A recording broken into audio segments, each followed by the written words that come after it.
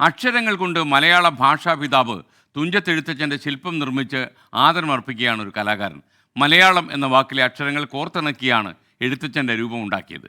യുവശില്പിയും ചിത്രകാരനുമായ തിരൂർ പരിയാപുരം സ്വദേശി ഷിബു വെട്ടമാണ് ശില്പത്തിൻ്റെ പിന്നിൽ.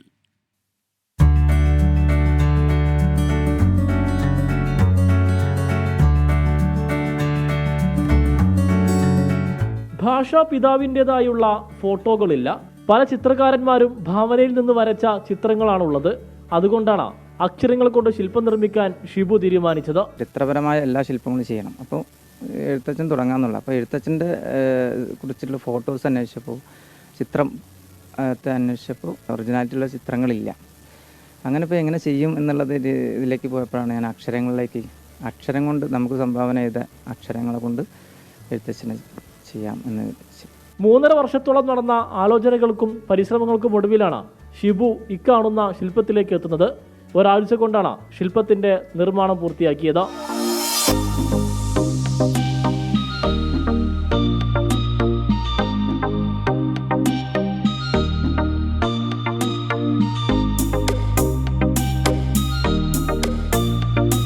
തൊണ്ണൂറ്റി സെന്റിമീറ്റർ നീളവും 65 സെന്റിമീറ്റർ വീതിയുമുണ്ട് അക്ഷരശില്പത്തിന്. സിമന്റും മെറ്റലും കമ്പിയും ഉപയോഗിച്ച് കോൺക്രീറ്റിലാണ് ശില്പം നിർമ്മിച്ചത്. ശില്പം തുഞ്ചൻ പറമ്പിൽ സമർപ്പിക്കാനാണ് ഷിബുവിൻ്റെ ആഗ്രഹം. തുഞ്ചൻ പറമ്പിൽ വെക്കണം. എല്ലാ ചരിത്രങ്ങളും വെട്ടനാട്ടിലെ എല്ലാ ചരിത്രങ്ങളും ഒരുപാട് ചരിത്രം ഉറങ്ങുന്ന മണ്ണ്. അപ്പോൾ എല്ലാ ചരിത്രങ്ങളും അടയാളപ്പെടുത്തിയിരുന്നു ജനങ്ങൾ വരും തലമുറയ്ക്കും കൂടെ അറിയാൻ വേണ്ടിയിട്ട്. കോവിഡ് ബോധവൽക്കരണം, പരിസ്ഥിതി ബോധവൽക്കരണ ശില്പങ്ങൾ, പ്രളയ ബോധവൽക്കരണ ശില്പങ്ങൾ എന്നിങ്ങനെ നിരവധി വിഷയങ്ങൾ ആസ്പദമാക്കി ഷിബു ശില്പം നിർമ്മിച്ചിട്ടുണ്ട്. വീടിനോട് ചേർന്നുള്ള ചിത്രകം ആർട്ട് ഗാലറിയിൽ വെച്ചാണ് ഷിബുവിൻ്റെ ശില്പങ്ങൾ ജനിക്കുന്നത്.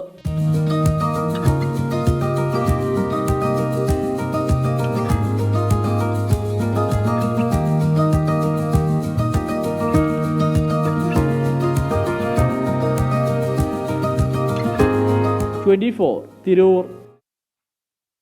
പ്രേംസി വർഗീസ് പറയുന്നു, പൊള്ളുന്നവർക്ക് പൊള്ളട്ടെ, 24 വിത്ത് എസ്കെയിൻ മുന്നേറട്ടെ എന്നാണ് പറയുന്നത്. We are with you. തീർച്ചയായിട്ടും പ്രേക്ഷകർ എന്നോടൊപ്പം ഉണ്ട്. ഞാൻ മാത്രമല്ല, ഒരു കക്ഷി രാഷ്ട്രീയത്തോടും ചേർന്ന് നിന്ന് എന്തെങ്കിലും വാർത്ത തെറ്റിദ്ധരിപ്പിക്കുന്ന രീതിയിൽ സംപ്രേഷണം ചെയ്യരുത് എന്ന അഭിപ്രായക്കാരനാണ്. വ്യാജമായ വാർത്തകൾ ഉണ്ടാക്കി കൊടുക്കരുത്. പ്രേക്ഷകരുടെ താല്പര്യമനുസരിച്ച് വാർത്തകൾ ഉണ്ടാക്കുകയും ചെയ്യരുത്.